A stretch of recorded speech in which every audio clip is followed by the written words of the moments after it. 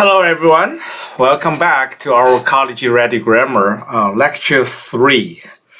So last time we talked about the four traditional structures of English sentence.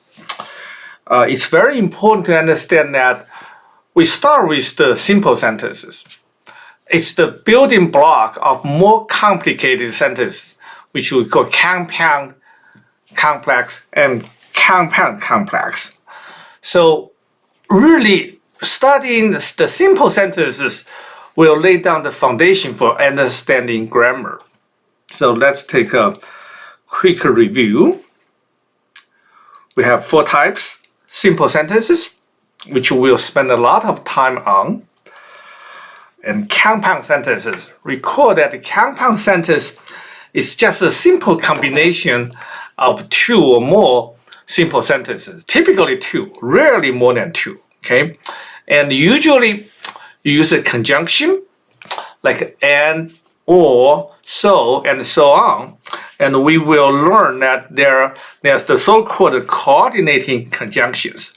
Typically use a coordinating conjunction such as at together with a comma to combine two simple sentences into a compound sentence. And there are some other mechanisms for building compound sentences as well, which we'll learn. So the next one would be complex sentences. So complex sentences consist of a main or independent clause, then at least one dependent clause, which is attached to the main clause. The two are not of equal weight. So apparently, the main clause delivers the main idea of the sentence, while the dependent clauses add additional information or do some modification of certain elements of the main clause. Well, then finally we have a combination of the second type and the third type, and that's the most complicated sentence called compound complex sentence. And the logic is quite easy. It's just that it contains both just the properties of the compound and complex sentences.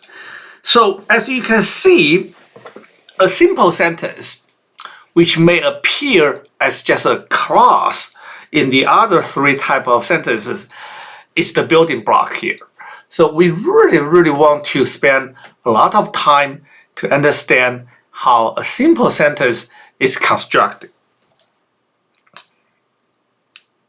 Okay, and this picture should really enchant your mind so that when you think about a simple sentence, you think about two things first. That is the subject and the predicate or the verb about the subject. The subject is somebody or something, and the verb is either this subject does something, or is something, or is in some way. And we'll see shortly today what that means. So this is at the very top level. If you strip down a simple sentence or simple clause to the bare minimum, you should think about two things, and that is subject and the verb.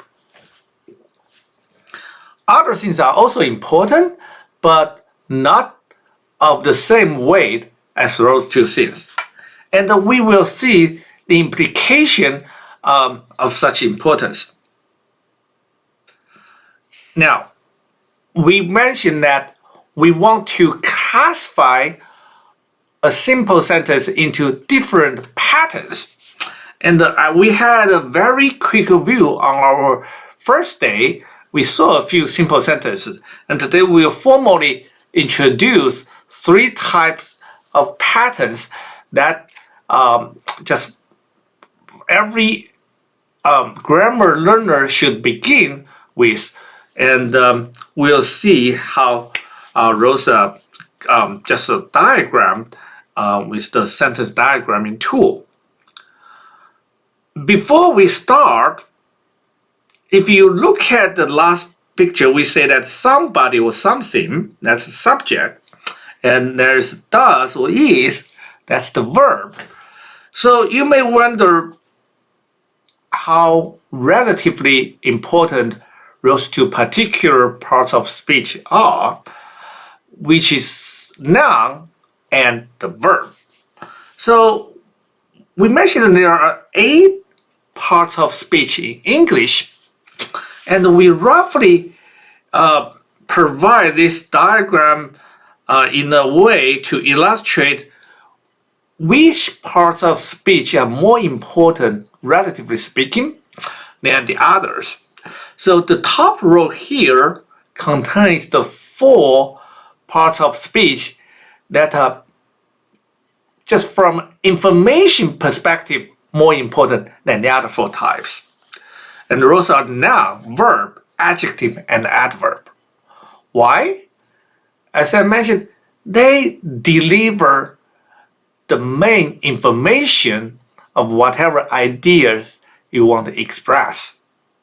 On the other hand, the other 4 parts of speech, pronoun, conjunction, and preposition, and interjection, they do not really provide substantive information.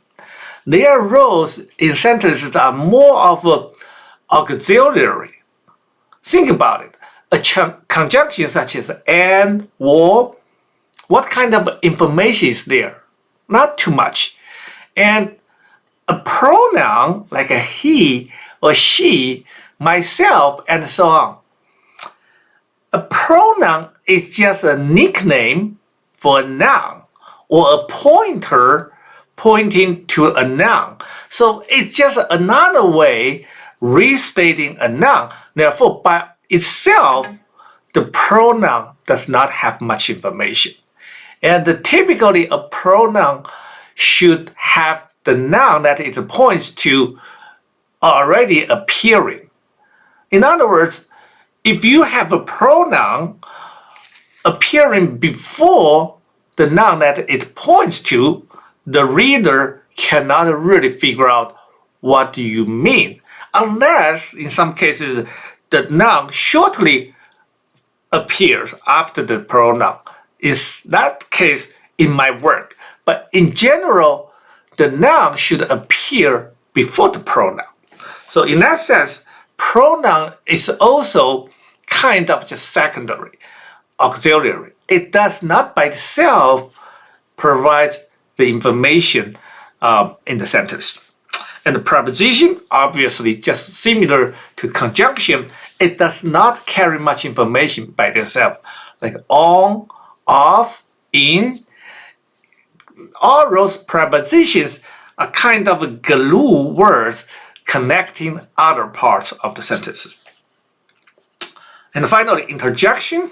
Interjection is a separate animal, so it's completely kind of isolated from all the other parts of speech. And the interjection is only just significant in the certain very special sentences.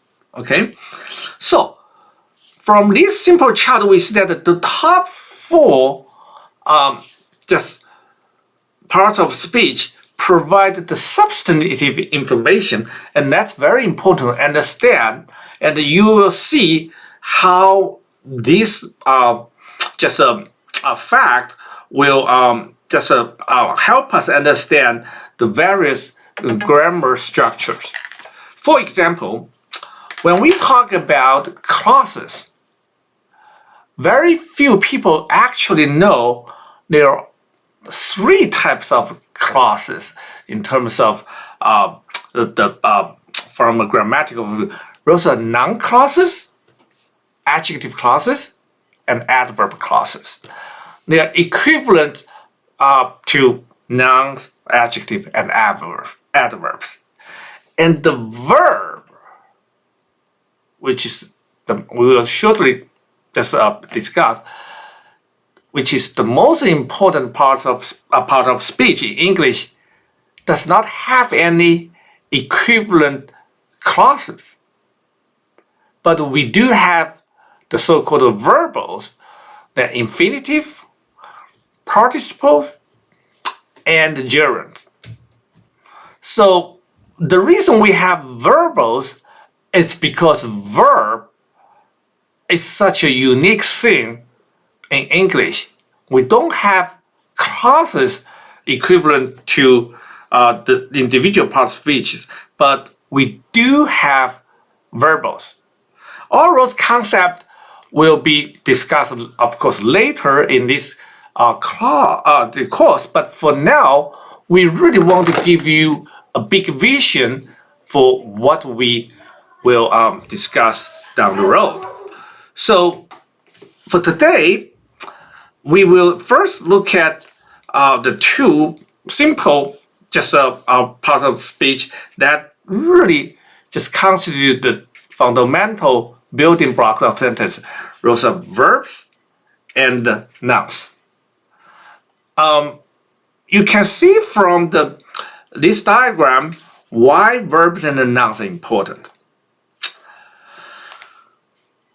Verb is the most important part of speech in English.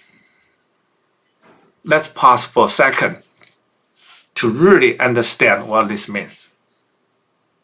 Verb is the most important part of speech in English because every sentence needs a verb, a main verb. Without it, there's no sentence. You cannot just put all kinds of words together. You think you have delivered the information of your idea, but you do not have a verb in that sentence, then it's an invalid sentence. Every sentence needs a main verb. Okay? But that alone does not justify why verb is the most important part of speech. It's the soul of sentences. We're talking about the main verb. The main verb deletes the most important information in the sentence. Of course, this is subjective and relevant, but think about what kind of idea, what kind of sentence you want to express or write. The verb controls the type of sentence you want to write. It's very practical idea that you understand when you have a good vocabulary of verbs, when you choose the right verb accurately and just very efficiently expressing your idea, your writing will go to the next level. Because when you use the verb correct, you can save a lot of unnecessary or kind of inefficient uses of adverbs. Of course, we have not officially discussed what an adverb is, but at this point of your English study, you should have some rough ideas what adverbs do. And one of the most important things adverb does is modifying a verb. And if you choose the verb accurately, then you don't need some adverbs modifying the verb. Because an adverb just adds actual information to the verb to help you describe what the action is more accurately. But if you choose the verb accurately in the first place, why do you need such an adverb? That's exactly the point. So it's important to understand that if you have a very good vocabulary of verbs and you use them correctly, then your writing will be much more tight, effective, and efficient. Okay. Nouns, on the other hand, is the second most important part of speech, only next to verb. Why? Because we know a sentence needs a subject and a verb. And what is a subject? A subject is made of a noun or noun equivalent. Of course, the simplest case is just noun. But as we will see, there are several types of equivalent versions of a noun. For example, a gerund, an infinitive, or a noun clause, or some compound constructor that contains more than one noun. But logically, all those things are non-equivalent. Because of that, those equivalent versions of a noun can also serve as the subject of a clause. But fundamentally, it is the noun that can act as a subject. So, with a kind of analogy to the verb's importance, noun also delivers important information in a sentence. And how do you usually modify a noun? You use adverbs to modify verbs. Use adjectives to modify nouns. Therefore, for the same reason, if you have a very strong vocabulary of nouns where you can accurately choose the correct one, then you will reduce your use of adjectives. Why you need adjectives? Because you want to add additional information to more accurately describe the noun or the idea embodied in that noun. So you want to use adjectives and adjectives to describe that, modify that noun. But what if you can choose the noun accurately in the first place? In such a case, the noun inherently will contain the information that you will put into the adjective. Now, in that case, you can cut the adjective, right? So, this is exactly the same case as the verb and adverb relationship. If you use the nouns accurately, then you can reduce your use of adjectives. And that's also a key to good, strong English writing. Okay? So, truly, if we summarize, if you have a very strong vocabulary of verbs and nouns, and you know how to use them properly and accurately, then your English writing will become much, much better. So it's very important to build strong vocabulary, especially the verbs and the nouns. Okay. As promised, now we study the three types, not the three types, the first three types of simple sentence patterns. Those are really simple, but it's important to understand why they are simple and how to go from there to build more complicated sentences, or complicated simple sentences, I should say.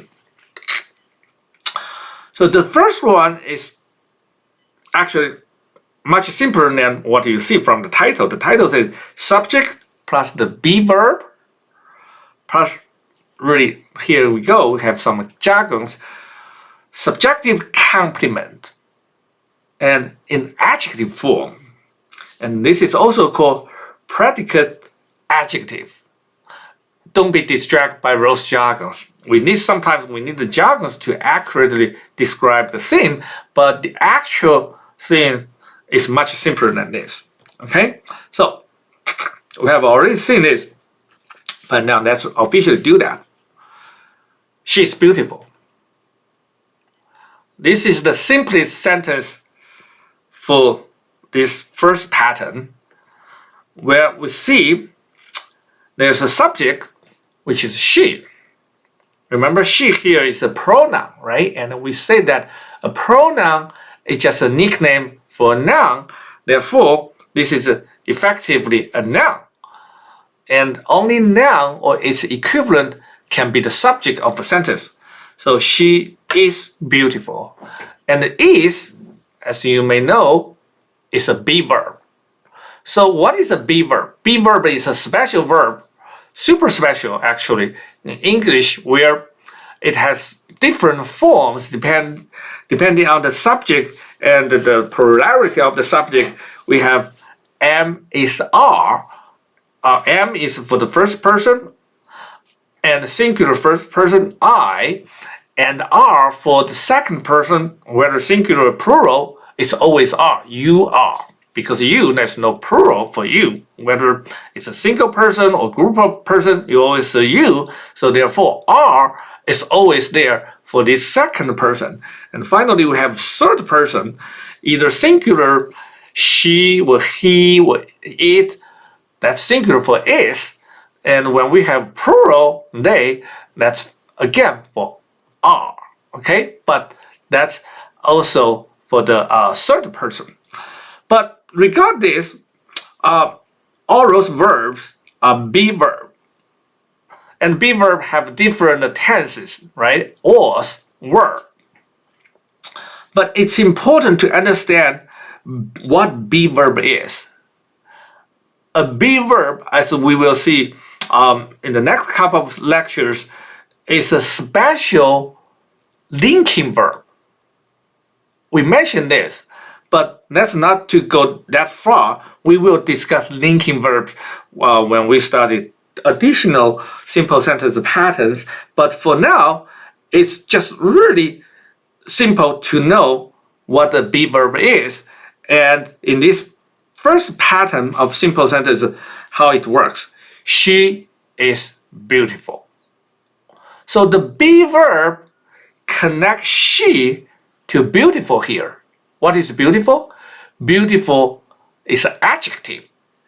But here, as a grammar element, it's called subjective complement. What is a complement? A complement completes something, right? It's not the main focus, but it's necessary to complete the idea in the main word. Here is the subject, she. If we say she is, we don't know what you mean. She is what?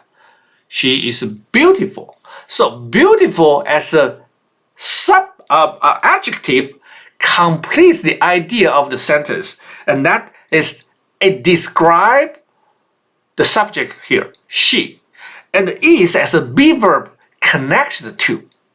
That's why be verb is a special linking verb. So it links she to beautiful. And this is a very fixed pattern. We have subject, we have adjective that describe the subject, and they're connected by the be verb. So that's why beautiful here is called subjective complement, and it's an adjective form. And this is also termed predicate adjective, which is a bizarre name, but you don't have to worry too much about that. So now how do we diagram this sentence? Well, this is very easy to do. We have already learned, but let's give a formal introduction on that. So every diagram begins with a baseline, which is the horizontal line. And we split this baseline into two parts, where the top part above this line contains on the left side of this just a vertical splitting bar. On the left hand side, we put the simple subject. We'll shortly see what that means. Simple subject. And on the right, the main verb or the verb, everything. But when we have just a group of verbs, there's one verb we call main verb, but we simply call the verb because all those verbs have to go together into that position. So on the left hand side, it's a subject, and on the right hand side, it's the verb of this separator. So it looks like this. We have a main line. We have a vertical bar. It's very important to notice that this vertical bar actually go across the main line, go to the bottom of the main line. and we will see some other vertical bars that they do not go across the main line. So essentially, you have 4 regions in this diagram, right? So on top part above the main line, to the left hand side of this vertical separator, we put the subject. To be accurate, we should say the main subject. But it's just when you have a group of words where you have some modifiers to the subject, all those modifiers are parts of the subject, but they are not the main subject. So we will see at the end of the day, see what that means and how to diagram those things without actually knowing, just see how they will be diagrammed. But for now, you just know we need to put a conceptually a simple thing into this subject, which usually is just one word. Okay? So in this sentence, apparently it must be she. So we put she into this position, and in this case, there's only one verb, it's be verb, so we put it to the right of this bar.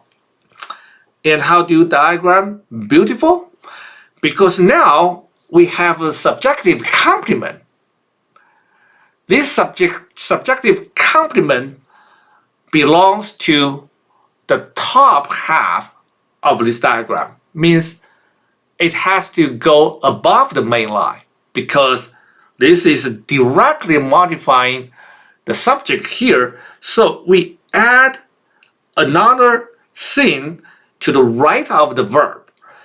And then we will use this additional slot on the right hand side of the verb to position this subjective complement. Okay, so how do we do it?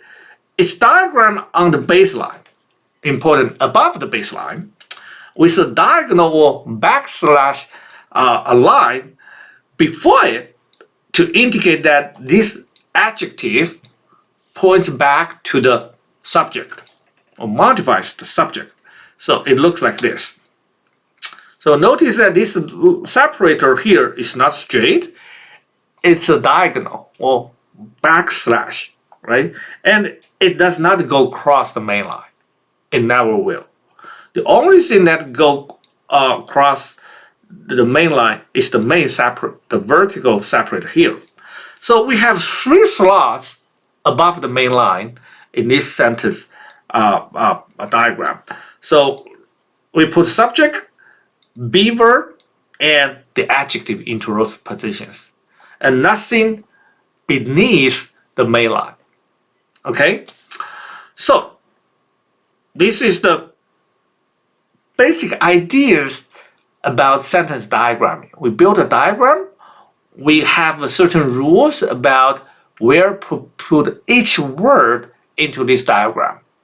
And the main line is the just a starting point.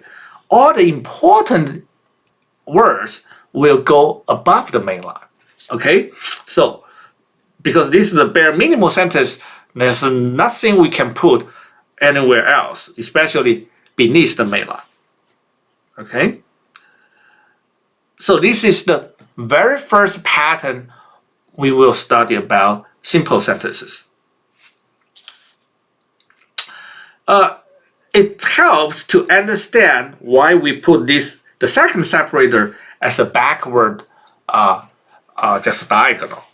It indicates that this subjective complement in the third slot actually points back to the subject.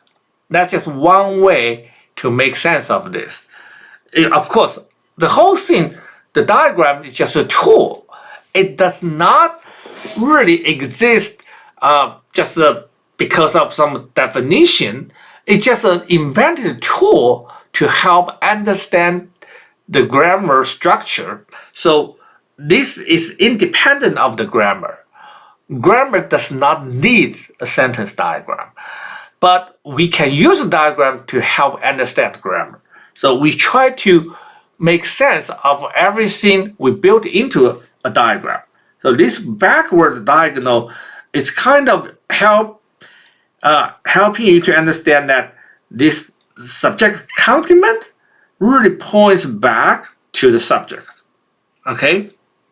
Or it's like an arrow. It shows the relationship between the subject and subjective complement. The complement complete the idea. It's very important to understand because most of the English sentences do not use the be verb. They use action verbs. But they are very different in the sense that the subject will perform the action, while in this pattern 1 sentence, there's no action. We use the be verb to describe the subject. The subject itself does not do anything. Beautiful is not action. Beautiful is a property about subject. Okay. So this is perhaps the easy sentence that every English learner, whether you are native or a foreigner, you will start with this type of sentences. Okay. The next one, almost identical, but there's a big difference. So this pattern 2, we call pattern 2. You can see every word in this title is the same except 2 nouns.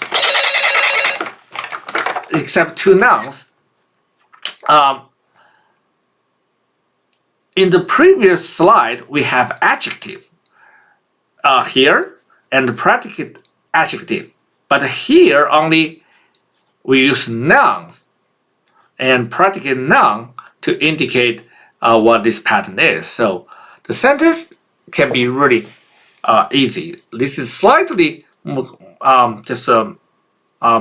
complicated because now we have 5 words. But it's important to recognize the pattern here. She is a beautiful girl. From an information perspective, this is not that much different from the last sentence, except now we have a girl, right? If we say she is beautiful, we know we are talking about a person, and the person is a kind of female and beautiful. But the girl here provides a little bit more information, tells us about the rough age of the person. She's not an older lady.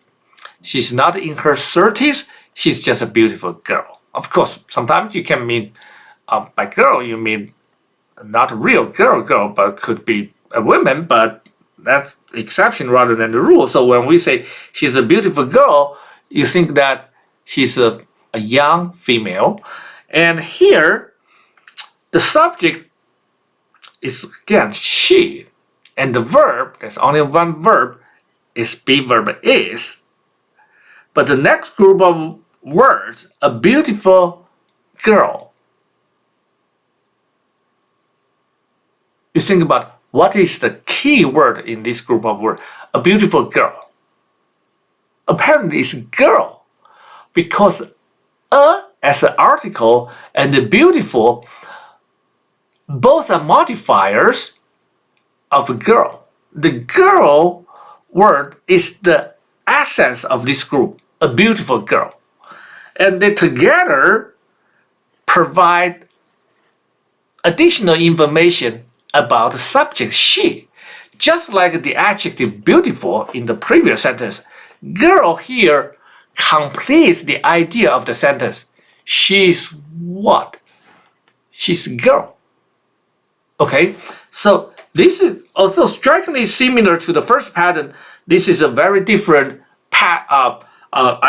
sentence from the first one, because now the complement is not adjective. The complement is a girl. So how do we diagram this? Well, just like we start there, we have subject to the left of the vertical separator. The be verb is to the right. Then we put the predicate noun or the noun version of the subjective complement to the right of the be verb. So the diagram looks very similar, except now we put a girl into the slot next to the be verb above the main line. And also we put the modifier, the two modifier of a girl right beneath it. So as you can see now, the and beautiful, both are modifiers to the girl. They do not go above the main line. They go beneath the main line. And the way we diagram them is that first of all, we diagram them right beneath girl, which they modify. That makes sense, right? It shows that what is the relationship here. And we put them onto two diagonal lines. Beautiful, right beneath girl, indicating that those two are modifiers and what they modify. They modify a girl. So in this case, the diagram is very similar to the first one, except now we replace the subjective complement adjective with subjective complement a noun, girl here. So those first two patterns are kind of just really related, but fundamentally they are different. One uses adjective, one uses noun to complete the idea about the subject. Okay, so those are very easy to understand, but we will see at the end of today's lecture, the sentence can be way more complicated than this. And your job at this point of standing grammar is to understand this bare minimum structure and to properly identify those three things in the very long and potentially complicated yet still simple sentence to identify those three things. Put them into the right place. Okay?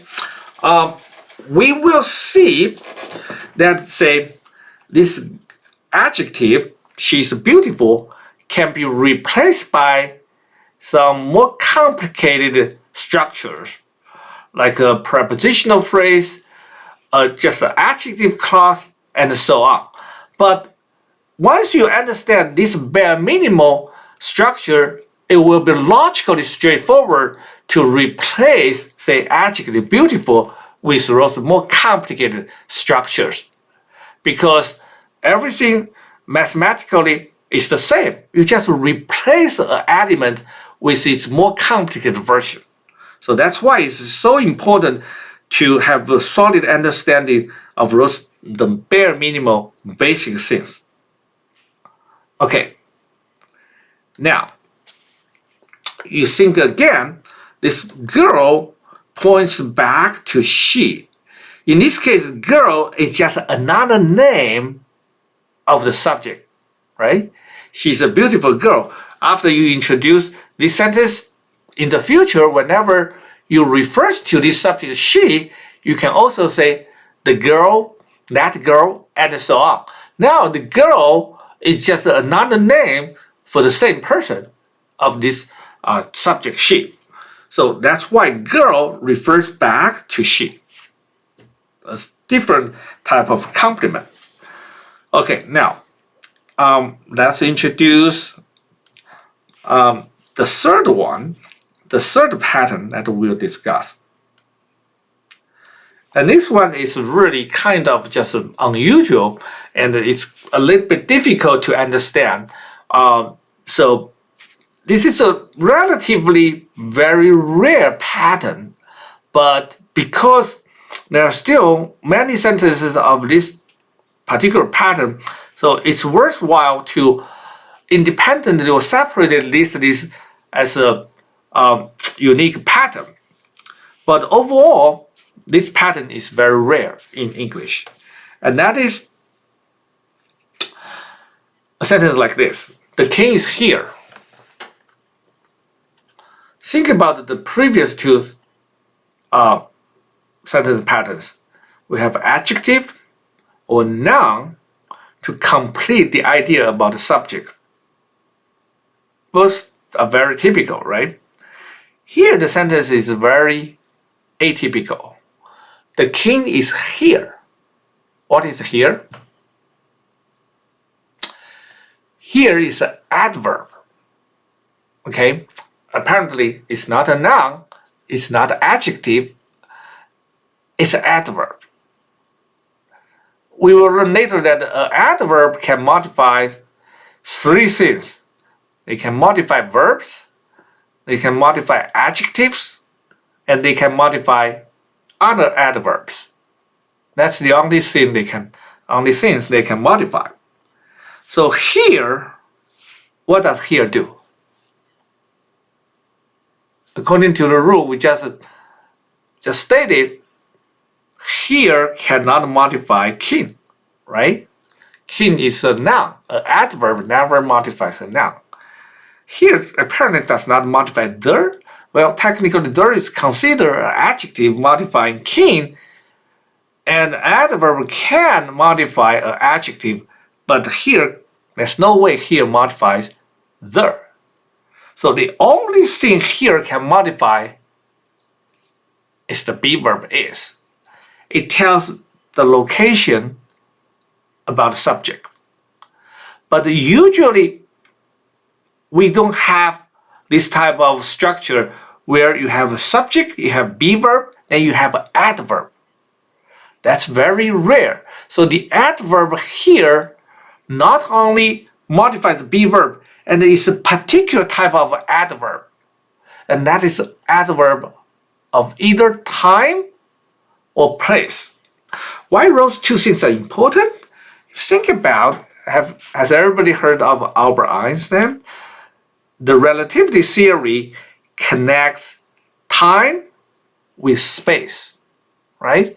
So that's one of the most just greatest achievement in human knowledge. That's why Albert Einstein won Nobel Prize in physics twice.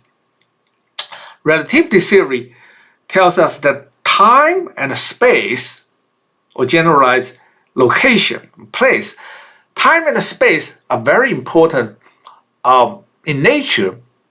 Maybe that explains why, for this particular pattern, this adverb must be either time or place. So this is a very special pattern for this subject plus be verb structure.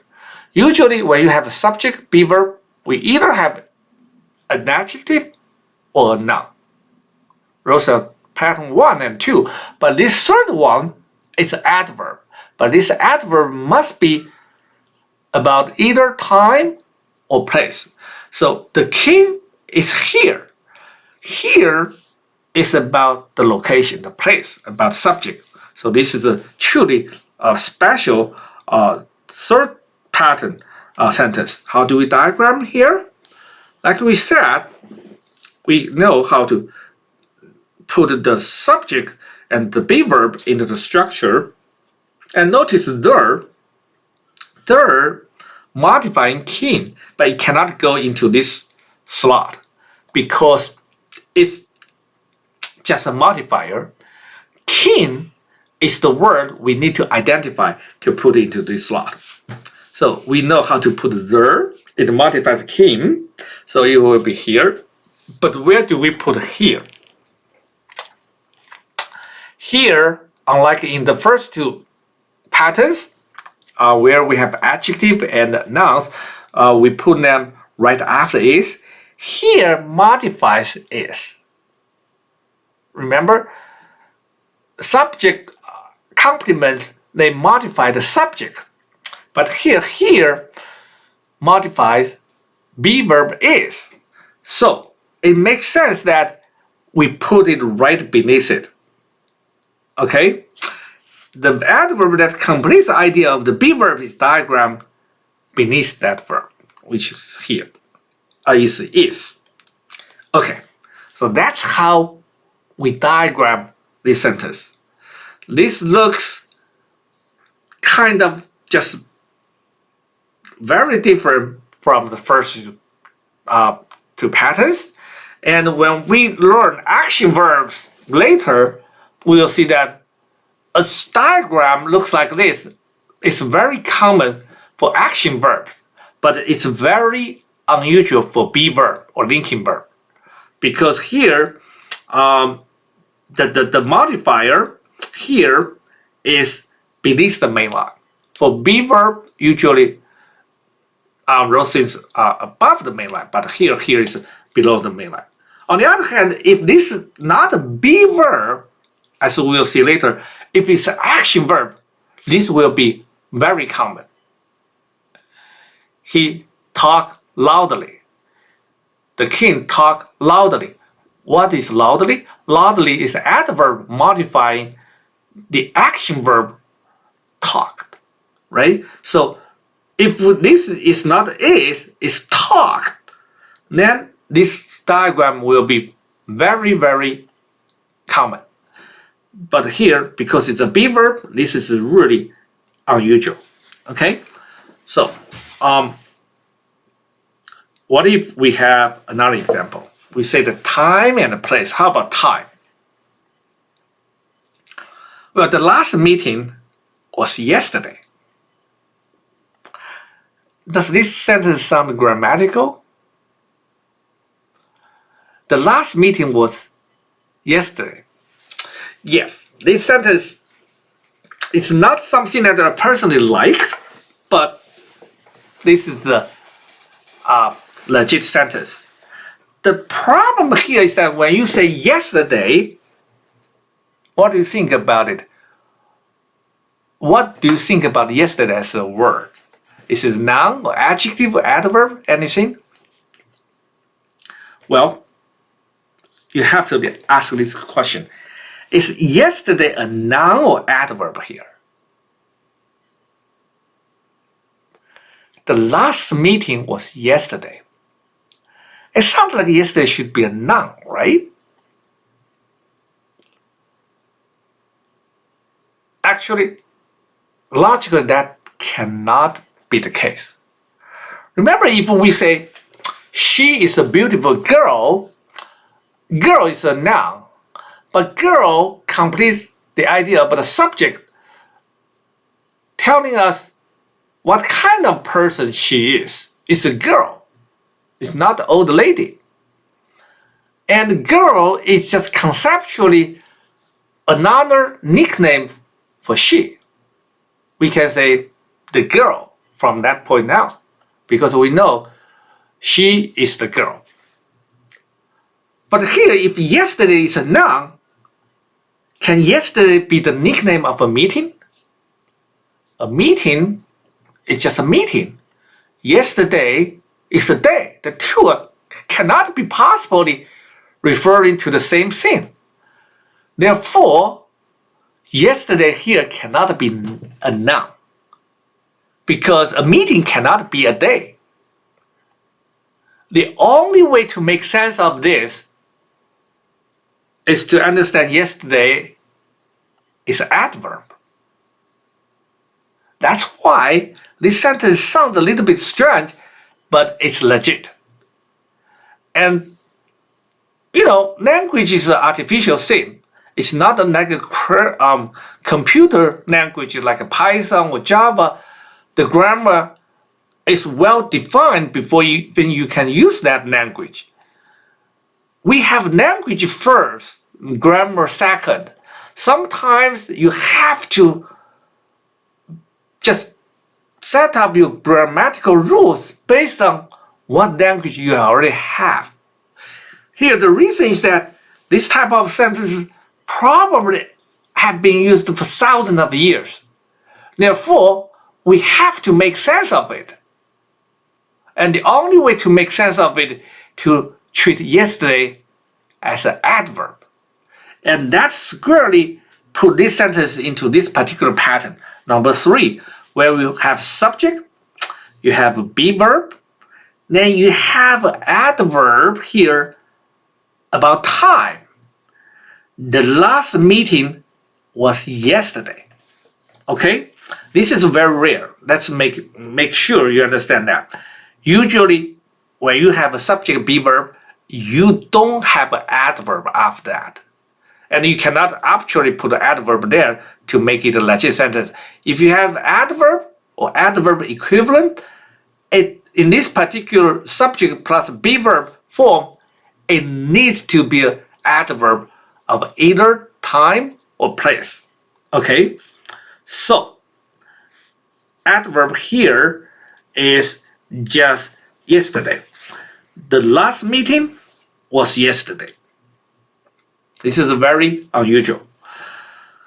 If you are not convinced, take a look at the authoritative Merriam-Webster 11th edition of the Collegiate Dictionary, which is still the current one. They have not updated this for a long time. It's still the 11th edition.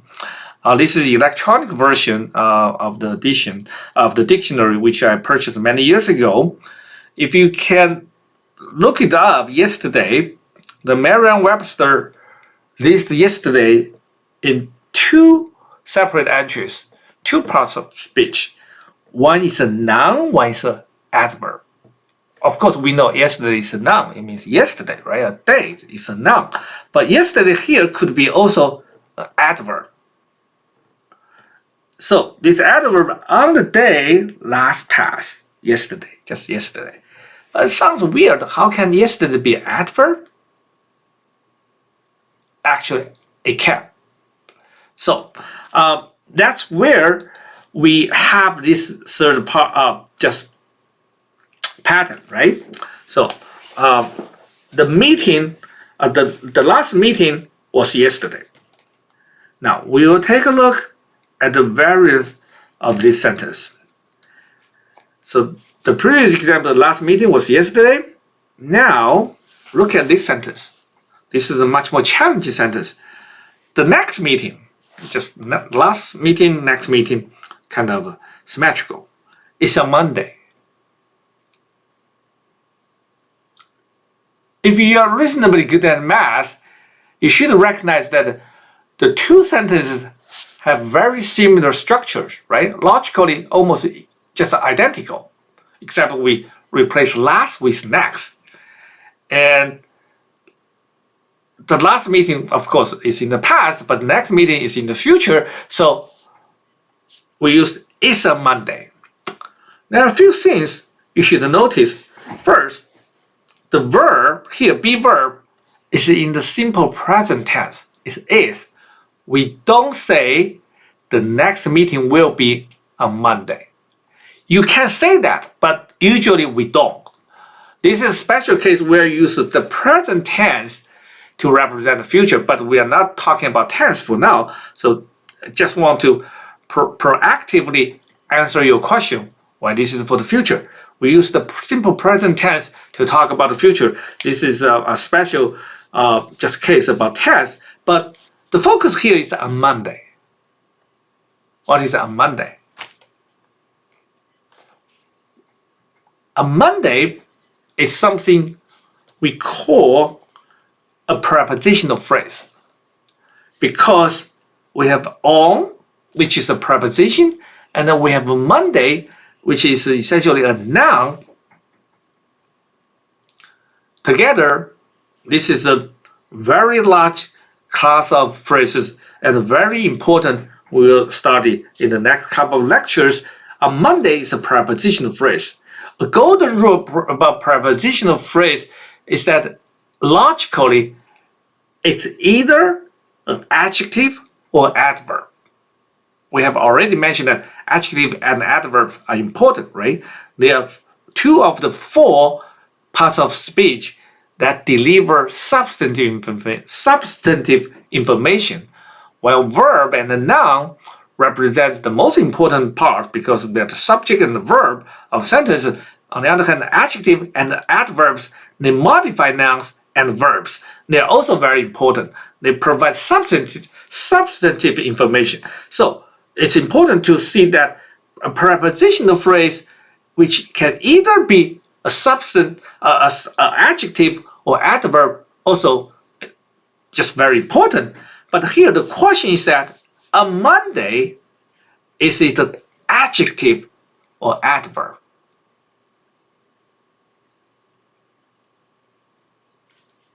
It cannot be adjective. Why? When we say the girl is beautiful, that beautiful as an adjective inherently describes the subject, showing a property about the subject, right? Think about it. When you say adjective, usually in this way, it's always about completing the idea about the subject. It gives additional information inherently for the subject. But here, when we say the meeting is on Monday, if a Monday is an adjective or adjective equivalent, it cannot be inherently a property of meeting. It really describes a time of the meeting, right? So therefore, this a Monday technically must be understood as an adverb, not an adjective. Therefore, this is the pattern number 3 sentence, not a pattern number 1. Remember pattern number 1, the girl, she's just beautiful. If you think a Monday is an adjective, then you should put this sentence into a pattern 1. But no, this is pattern 3. Because here, a Monday is logically an adverb. Just like in the sentence right above it, the last meeting was yesterday, the next meeting is on Monday. A Monday serves as an adverb, and this sentence is pattern number 3. This is a very tricky point. We just want to mention this for now to let you know those seemingly simple concepts can be convoluted when you have special cases. And this is a special of special. Okay? Pattern number 3 is already very rare, very special. And here we add another kind of just a tricky grammatical point. A Monday, a prepositional phrase, this is logically functioning as an adverb, just like yesterday. Okay? So, how do we diagram this sentence? We diagram this just like this. The next meeting is on Monday. On Monday, here you see that we have a special structure we will learn soon.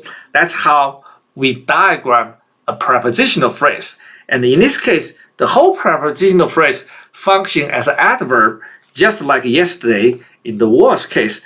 This modifies is, so we diagram it right beneath is.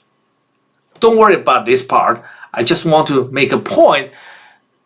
Those seemingly structures can have complicated special cases. Okay, so don't worry about the prepositional phrase. We will learn that shortly in the next several lectures. Okay, so this is still a number 3 pattern. Okay, this is not number 1 pattern. So, in summary, when you have a simple sentence, simple clause that looks like you have subject, you have a be verb, then the simple clause or simple sentence must be one of those 3 patterns. In summary, adjective, noun, or adverb of time or place after the be verb. Those are the only 3 patterns you can have if you have a subject plus a be verb structure. It's very important to understand that. That greatly helps us to remove a very large type of sentences, subject, be verb. You can only have those 3 possible patterns. Okay? Now, let's take a look at some more complicated sentences. It's important to be able to identify the simple subject and the main verb. So far we have only used very simple examples, right, to illustrate the point. But even a simple sentence may look very long and complicated. Take a look. We have two sentences. They are very similar in the sense that once again, we use the beautiful and a noun, a beautiful women, to illustrate the subject complement either as adjective or as a noun. But those two sentences are really long. The lady in the red dress and with a big smile on her face is breathtakingly beautiful. Similarly, for the next sentence, the lady in the red dress and a big smile on her face is a breathtakingly beautiful woman. Two, of course, are very similar, but illustrate the point of you have different subjective complement. Both are actually very long sentences containing a lot of words information, right? But fundamentally, it's very important to identify that both sentences are the subject plus a be verb and plus a subjective complement sentences. It's the same, fundamentally the same structure, except now we have a whole bunch of words just modifying things, okay? It's very, very important to have this skill. You can quickly locate those three simple things.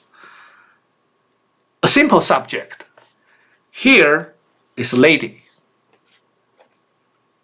Because of the article there, this is no longer a single word subject or a simple subject, but we still identify lady, this single word alone, as the simple subject.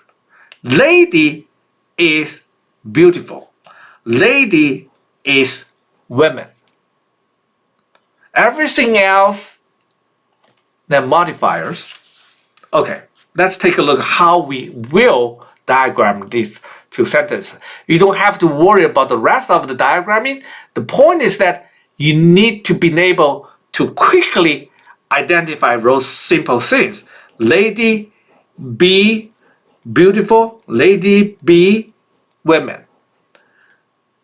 If you think those two sentences are different from the previous simple examples, then you have a problem. You need to immediately recognize this sentence, despite all the distraction, they're the same type of sentence as we just saw earlier. Okay, how do you diagram those two sentences? It looks like this. Super complicated, right? But look at what are above the main line. Essentially exactly the same thing as we saw earlier. That's why sentence diagramming is so helpful and useful. Look, all those things are layers and layers of modifiers. So we will take a very quick explanation. In the red dress, that's a prepositional phrase, because in is a preposition and its direct object is dress. On the other hand, a red are both modifying dress, a red dress, but the key is dress, right? So in dress, lady in dress, that's the first preposition modifying lady. This is an adjectival prepositional phrase, meaning that the prepositional phrase functions as an adjective. Similarly, with a big smile on her face, it's yet another prepositional phrase. With smile. That's the backbone of this prepositional phrase. But this prepositional phrase has a second prepositional phrase, which modifies smile. What kind of smile? Smile on her face. So on her face is yet another prepositional phrase acting as an adjective modifying smile. A big smile on her face. Together, logically, just one adjective adjectival prepositional phrase. Once again, modifying lady. So now what is and? Because of this complicated sentence, you have to use and to better describe the role of the two prepositional phrases. That's why this is a compound structure. And the way we diagram this is to connect the two logically parallel prepositional phrase with an and a dashed line. And the other is the and the breathtakingly are also modifiers, where breathtakingly is an adverb modifying beautiful. Of course, the just modified lady. So now we can see we put every single word into this sentence diagram. You don't have to worry the rest of the diagram. We will learn them gradually over this course, but it's very important to recognize if you look at above the main line, they are essentially exactly the same of what we just studied. Okay, that's why studying sentence diagramming can really force yourself to just recognize what the sentence structure really is and check whether it's grammatical. Everything needs to make sense. Every single word needs to find its proper position in this diagram. I will see you next week.